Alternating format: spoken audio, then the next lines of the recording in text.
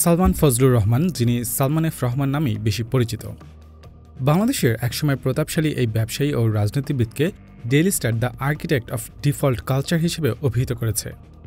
কারণ দেশের বেশ কয়েকটি ব্যাংক থেকে প্রায় ৩৬,০০০ কোটি টাকার খেলাপি ঋণের অভিযোগ তার বিরুদ্ধে। সাবেক প্রধানমন্ত্রীর বেসরকারি শিল্প ও বিনিয়োগ উপদেষ্টা হওয়ার সুবাদে রাজনৈতিক প্রভাবকে নিজের সুবিধামতো যেখানে প্রয়োজন মনে করেছেন সেখানেই ব্যবহার করেছেন।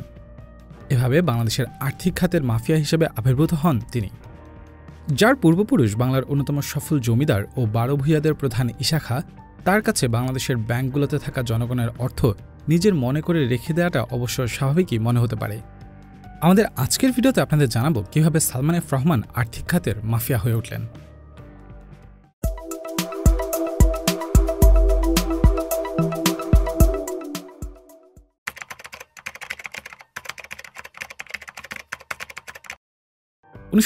সালের ২৩ মে রাজধানী ঢাকার দোহার উপজেলার শাইনপুকুর গ্রামের এক সম্ভ্রান্ত মুসলিম জমিদার পরিবারে জন্মগ্রহণ করেন সালমান এফ রহমান। সালমান এফ রহমানের বাবা ফজলুর রহমান ছিলেন একজন খ্যাতিমান আইনজীবী। তিনি অবিভক্ত বাংলার মুখ্যমন্ত্রী শেরে বাংলা একে ফজলুল হকের নেতৃত্বাধীন পার্লামেন্টের চিফ হুইপ ছিলেন। পরবর্তীতে সোহরাওয়ার্দী সরকারের রেভিনিউ মিনিস্টার নিযুক্ত হন। এরপর ১৯৫৩ সাল পর্যন্ত তৎকালীন পাকিস্তান সরকারের শিক্ষা ও বাণিজ্যমন্ত্রী হিসেবেও দায়িত্ব পালন করেন। তার মা সৈয়দা ফাতিনা রহমান কিশোরগঞ্জের ঐতিহ্যবাহী জঙ্গলবাড়ির সৈয়দ বংশের জমিদার সৈয়দ মোহাম্মদ আতিকুল্লার কন্যা।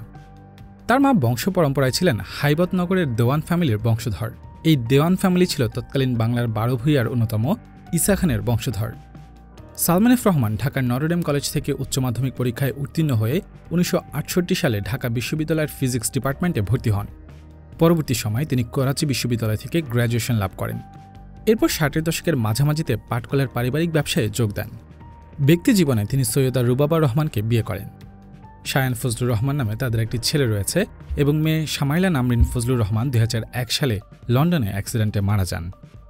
১৯৭২ সালে তিনি ও তার বড় ভাই সোহেল ফাসিউর রহমান মিলে Bangladesh export import company limited নামে একটি কোম্পানি প্রতিষ্ঠা করেন। কোম্পানিটি ইউরোপের বাজারে সামুদ্রিক খাবার এবং হাড় চূর্ণ রপ্তানি করত। এসব পণ্য রপ্তানির বিনিময়ে ইউরোপ থেকে মানসম্পন্ন ঔষধ আমদানি করা হতো। ১৯৭৬ সালে দুই ভাই মিলে বেক্সিমকো ফার্মাসিউটিক্যালস লিমিটেড প্রতিষ্ঠা করেন। পরবর্তীতে ১৯৮১ সালের ৩১ ডিসেম্বর সালমান ও তার বড় ভাই মিলে দুবাই ভিত্তিক গালদারি ব্রাদার্স গ্রুপের সাথে অংশীদারিত্ব করে দেশের প্রথম দিককার বেসরকারি ব্যাংক এবি ব্যাংক প্রতিষ্ঠা করেন। ব্যাংকটি ১৯৮২ সালের ১২ এপ্রিল আনুষ্ঠানিক যাত্রা শুরু করে। ১৯৯৪ থেকে ৯৬ সালে তিনি federation of Bangladesh chamber of commerce and industry এর প্রধান হিসেবেও নিযুক্ত ছিলেন।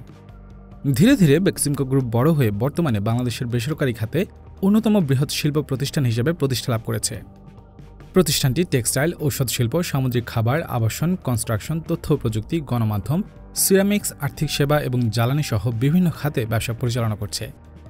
বর্তমানে বেক্সিমকো বাংলাদেশের বেসরকারি খাতের অন্যতম বৃহৎ নিয়োগদানকারী প্রতিষ্ঠান এবং বাংলাদেশ সহ বিশ্বের বিভিন্ন দেশে প্রায় ৭০,০০০-এর বেশি লোকের কর্মসংস্থান করেছে। ৯০-এর দশকের মাঝামাঝি সময়ে ব্যবসা বাণিজ্য সম্প্রসারণের পাশাপাশি সালমান এফ রহমান ঢুকে পড়েন রাজনীতিতে প্রবেশের পর প্রথমে সমৃদ্ধ বাংলাদেশ আন্দোলন নামে একটি দল গঠন করেন। পরে যোগ দেন আওয়ামী লীগে। ১৯৯৬ সালে আওয়ামী লীগ ক্ষমতায় আসার মাত্র ৪ মাসের মাথায় রাজনৈতিক প্রভাব খাটিয়ে শেয়ার বাজারে আর্থিক কেলেঙ্কারিতে জড়ান। ২০০১ সালে বিএনপি সরকার আসার আগ পর্যন্ত বেসরকারি খাতে দেশের অন্যতম শীর্ষস্থানীয় গ্রুপ ছিল বেক্সিমকো। যদিও বিএনপি শাসনামলে ব্যবসায় কিছুটা মন্দা যায় তার। তত্ত্বাবধায়ক সরকার আমলেও এর ধারাবাহিকতা বজায় থাকে এবং তাকে প্রায় ২ বছর জেলে থাকতে হয়। ২০০৯ সালে আওয়ামী লীগ আবার ক্ষমতায় আসলে তিনি সাবেক প্রধানমন্ত্রীর প্রাইভেট সেক্টর ডেভেলপমেন্ট অ্যাডভাইজার হিসেবে নিয়োগ পান এবং এই লম্বা সময় তিনি প্রধানমন্ত্রীর ঘনিষ্ঠজন হওয়ার প্রভাব খাটিয়ে বিভিন্ন সময় বিভিন্ন ব্যাংক থেকে ঋণের নামে অর্থ বের করে নিয়েছেন। টিবিএস সূত্রে দুর্নীতি দমন কমিশন সালমান এফ রহমানের বিরুদ্ধে প্রায় ৩৬,০০০ কোটি টাকার বিভিন্ন আর্থিক অনিয়মের অভিযোগের তদন্ত করবে। এর মধ্যে শুধুমাত্র রাষ্ট্রায়ত্ত জনতা ব্যাংকের একটি শাখা থেকে প্রায় ২৭,০০০ কোটি টাকা ঋণের নামে আত্মসাৎ করার অভিযোগ আছে তার বিরুদ্ধে, যা ওই শাখার মোট ঋণের প্রায় ৬৫%। ব্যাংকগুলো ছাড়াও দেশের পুঁজিবাজার দৃশ্যমানভাবে ৬,৬০০ কোটি টাকা এবং অদৃশ্যভাবে ২০,০০০ কোটি টাকা প্রতারণা ও জালিয়াতির মাধ্যমে পুঁজিবাজার থেকে হাতিয়ে নিয়েছেন সালমান এফ রহমান। ঋণ খেলাপি হিসেবে সালমান এফ রহমান ঠিক কবে নাম লিখিয়েছেন তা নির্দিষ্ট করে বলাটা বেশ কঠিন। উইকিলিক্সে প্রকাশিত ঢাকায় নিযুক্ত মার্কিন রাষ্ট্রদূতের ২০০৭ সালের একটি তার বার্তায় সালমান এফ রহমানকে বাংলাদেশের অন্যতম বড় ঋণ খেলাপি হিসেবে উল্লেখ করা হয়েছিল। তা থেকে ধারণা করা যায় সালমান এফ রহমান আওয়ামী লীগের প্রথম শাসনামল থেকেই ঋণ খেলাপি হিসেবে নাম লিখিয়েছেন। শেয়ার মার্কেটের ক্ষেত্রে সালমান এফ রহমান যেমন বাজার নিয়ন্ত্রকের বিভিন্ন নিয়মনীতির তোয়াক্কা করেননি এবং নিয়ন্ত্রক সংস্থাকে দিয়ে নিজের জন্য ফেভারেবল নীতিমালা বানিয়ে নিয়েছেন, ঠিক তেমনি লোনের ক্ষেত্রেও তিনি বিভিন্ন সময় ব্যাংকগুলোকে বাধ্য করেছেন বাংলাদেশ ব্যাংকের কাছ থেকে অনুমতি নিয়ে তার সুবিধাজনক পলিসি নিতে। ডেইলি স্টার সূত্রে 2014 সালে বেক্সিমকোর পূর্বের নেওয়া লোন রিস্কেডিউল করা হয়, যার কারণ হিসেবে তিনি 2001 থেকে 8 সাল পর্যন্ত পলিটিক্যালি মোটিভেটেড ক্রেডিট রেস্ট্রিকশন, 2013 থেকে 14 সালে বিরোধী দলের অবরোধ ও শাটডাউন এবং ক্ষমতায় এসে 2009 সাল পরবর্তী 3 বছরে 800 কোটি টাকা লোন রিপেমেন্টের কারণে বেক্সিমকো গ্রুপ লিকুইডিটি ক্রাইসিসে পড়ে বলে জানান। সে সময় 7টি ব্যাংকের কাছে প্রায় 5,245 কোটি টাকা বকেয়া ছিল গ্রুপটির। তখন সালমান এফ রহমান সেন্ট্রাল ব্যাংকের কাছে আর্জেন্ট লোন রিস্কেডিউলের জন্য অ্যাপ্লাই করেন। লোন রিস্কেডিউলিং বলতে বোঝানো হয় যখন কোনো বড়োয়ার তার কারেন্ট লোনের রিপেমেন্ট টার্মস পরিবর্তন করার জন্য ব্যাংক বা আর্থিক প্রতিষ্ঠানকে অনুরোধ করে। সাধারণত বড়োয়ার যদি নির্ধারিত সময়ে লোনের ইএমআই বা ফুল পেমেন্ট দিতে না পারে, তখন ব্যাংক বড়োয়ারের আবেদনের প্রেক্ষিতে রিপেমেন্ট স্কেডিউল অ্যাডজাস্ট করে দেয় যাতে বড়োয়ার সহজে লোন রিপে করতে পারে।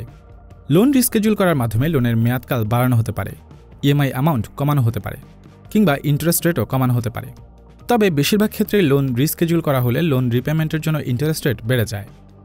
সালমান এফ রহমানের আবেদনের প্রেক্ষিতে বাংলাদেশ ব্যাংক 500 কোটির অধিক লোন গ্রহীতাদের জন্য 2015 সালের 29 জানুয়ারি রিস্কেডিউলিংয়ের পলিসি শিথিল করে। নতুন পলিসি অনুযায়ী রিস্কেডিউলিংয়ের ক্ষেত্রে 10% ডাউন পেমেন্টের বদলে মাত্র 1 থেকে 2% ডাউন পেমেন্ট দিয়েই 12 বছরের জন্য নিজেদের খেলাপি ঋণকে রিস্কেডিউল করতে পারছিল। আর সালমান এফ রহমানের আবেদনের প্রেক্ষিতে দেওয়া এই সুযোগের সদ্ব্যবহার করে দেশের 11টি বিজনেস গ্রুপ বা কংগ্লোমারেট তাদের 15,000 কোটি টাকা লোন রিস্কেডিউল করে নেয়, যার মধ্যে 3 ভাগের 1 ভাগই ছিল সালমান এফ রহমানের নিজের প্রতিষ্ঠান বেক্সিমকো গ্রুপের। শুধু তাই নয়, নতুন এই পলিসির আন্ডারে সোনালী ব্যাংক বেক্সিমকোর 1070 কোটি টাকার লোনে সে সময় সর্বোচ্চ মার্কেটের 14% জায়গায় মাত্র 10% ইন্টারেস্টে 12 বছর সময় পরিশোধের সময় দেয়, যার মেয়াদ শেষ হবে 2027 সালে। 2016 সালের সেপ্টেম্বর থেকে 17 সালের ডিসেম্বরের মধ্যে 6টি ইনস্টলমেন্টে 57 কোটি টাকা পে করার কথা থাকলেও বেক্সিমকো মাত্র 2টি ইনস্টলমেন্ট দিয়ে আর বাকি টাকা দেয়নি।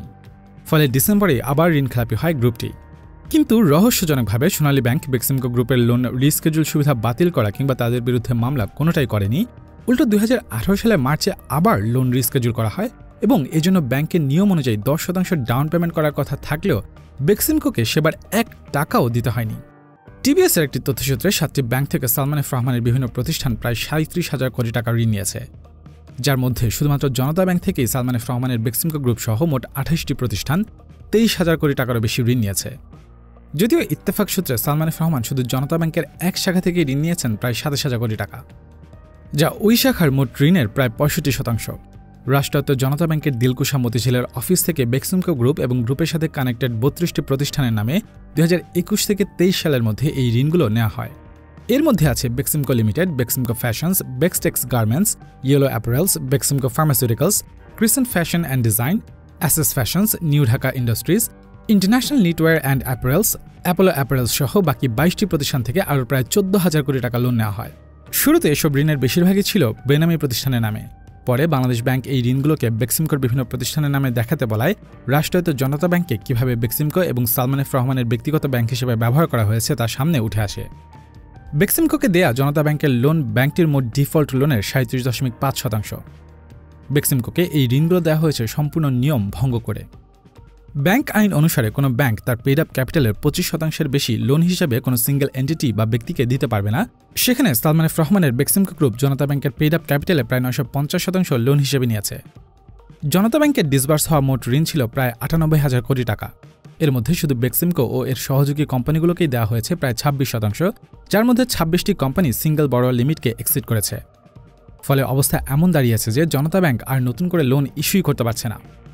সাবেক প্রধানমন্ত্রীর বেসরকারি শিল্প ও বিনিয়োগ উপদেষ্টা হওয়ার সুবাদে ব্যাংক আইন বাইপাস করে এই বিশাল অঙ্কের ঋণ নিতে তিনি জনতা ব্যাংক ও বাংলাদেশ ব্যাংকের ঊর্ধ্বতন কর্মকর্তাদের সাহায্য নেন। সালমান এফ রহমান জনতা ব্যাংক থেকে শুধু গ্রাহকদের জমা থাকা অর্থকেই নিজের মনে করে নিয়ে রেখে দেননি, তার হাত থেকে রেহাই পায়নি রাষ্ট্রের ফরেক্স রিজার্ভও। দেশের আমদানি রপ্তানি বাণিজ্যকে গতিশীল করে Bangladesh bank export development fund গঠন করেছিল, যেখান থেকে 3-4% মতো খুবই নগণ্য ইন্টারেস্ট রেটে লোন নেওয়া যেত।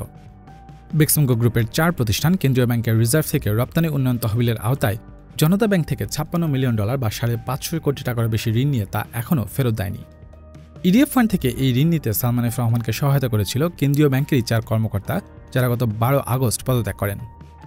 জনতা ব্যাংকের ইডিএফ নিয়ে এই কাণ্ডের পর বাংলাদেশ ব্যাংক শাস্তিস্বরূপ জনতা ব্যাংকে ইডিএফ লোন ডিসবার্স করতে দেয়নি, কিন্তু এরপরও জনতা ব্যাংক সালমান এফ রহমানের বিরুদ্ধে কোনো ব্যবস্থাই নেয়নি।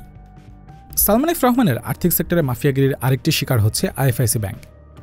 ব্যাংকটির মাত্র 2% শেয়ার হোল্ড করে তিনি এই ব্যাংকের চেয়ারম্যান প্রায় 1 যুগ, আর তার ছেলে Shayan F Rahman 2% share hold করে ব্যাংকটির ভাইস চেয়ারম্যান পদে ছিলেন। আইএফআইসি ব্যাংক থেকে সালমান এফ রহমানের নেওয়া লোনের পরিমাণ প্রায় 6,000 কোটি টাকা। টিবিএস সূত্রে তিনি 11টি প্রতিষ্ঠানের মাধ্যমে এই লোনগুলো সিকিউর করেন। এর মধ্যে শ্রীপুর টাউনশিপ 1020 কোটি টাকা, সানস্টার বিজনেস 615 কোটি টাকা, ফার ইস্ট বিজনেস 614 কোটি, কসমোস কমোডিটিজ লিমিটেড 612 কোটি, অ্যাপোলো ট্রেড ইন্টারন্যাশনাল লিমিটেড 455 কোটি টাকা সহ আরও 6টি কোম্পানিগুলোর সহায়তায় এই লোনগুলো তিনি বের করেন। প্রায় 1 যুগ ব্যাংকটি কক্ষিগত করে রাখার পর গত 4 সেপ্টেম্বর কেন্দ্রীয় ব্যাংক সালমানের নেতৃত্বাধীন বোর্ড ভেঙে দিয়ে 6 সদস্যের নতুন পরিচালনা পরিষদ গঠন করে। এছাড়াও তিনি সোনালী ব্যাংক থেকে প্রায় 1800 কোটি টাকা, রূপালী ব্যাংক থেকে প্রায় 1000 কোটি, অগ্রণী ব্যাংক থেকে প্রায় 1400 কোটির বেশি, ন্যাশনাল ব্যাংক থেকে প্রায় 3000 কোটি এবং নিজের প্রতিষ্ঠিত এবি ব্যাংক থেকে 605 কোটি টাকা ঋণ নিয়ে তা এখনও ফেরত দেননি। এভাবে এ সকল ব্যাংক থেকে তিনি প্রায় 36,000 কোটি টাকার বেশি কক্ষিগত করেন, যা দিয়ে একটি পদ্মা সেতু নির্মাণ করা সম্ভব।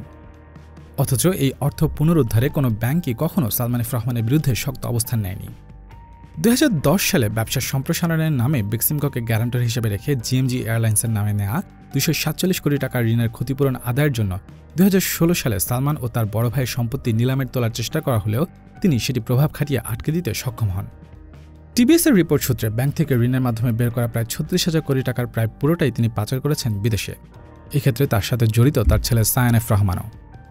শায়ান এফ রহমানের দুবাইয়ে আর গ্লোবাল ট্রেডিং নামে একটি বাইং হাউসে মালিকানা রয়েছে। বেক্সিমকো গ্রুপের মালিকানাধীন 18টি কোম্পানির মাধ্যমে দুবাই ও সৌদি আরবে পণ্য রপ্তানি করেছে আর গ্লোবাল ট্রেডিং, যার রপ্তানি মূল্য ছিল প্রায় 1485 কোটি টাকা। কিন্তু রপ্তানি হলেও এই রপ্তানি আয় বাংলাদেশে আসেনি বলে জানিয়েছে সংশ্লিষ্ট তদন্তকারী সংস্থা। সালমান এফ রহমানের বিরুদ্ধে আগে থেকে আন্ডার ইনভয়েসিং ও ওভার ইনভয়েসিংয়ের মাধ্যমে বিদেশে অর্থ পাচার করার অভিযোগ আছে। তার কোম্পানি বেক্সিমকো গ্রুপ 18টি সহযোগী কোম্পানির মাধ্যমে অন্তত $135 মিলিয়ন বিদেশে পাচার করেছেন বলে সিআইডি তদন্তে জানা গেছে। সিআইডির তথ্যসূত্রে অ্যাপোলো অ্যাপারেলস প্রায় $23 million, Bextex garments $24 million, international knitwear and apparels $25.2 million এবং অ্যাসেস ফ্যাশনের মাধ্যমে $24.39 মিলিয়ন পাচার করা হয়েছে। এই সবগুলো কোম্পানি বেক্সিমকো গ্রুপের সাবসিডারি।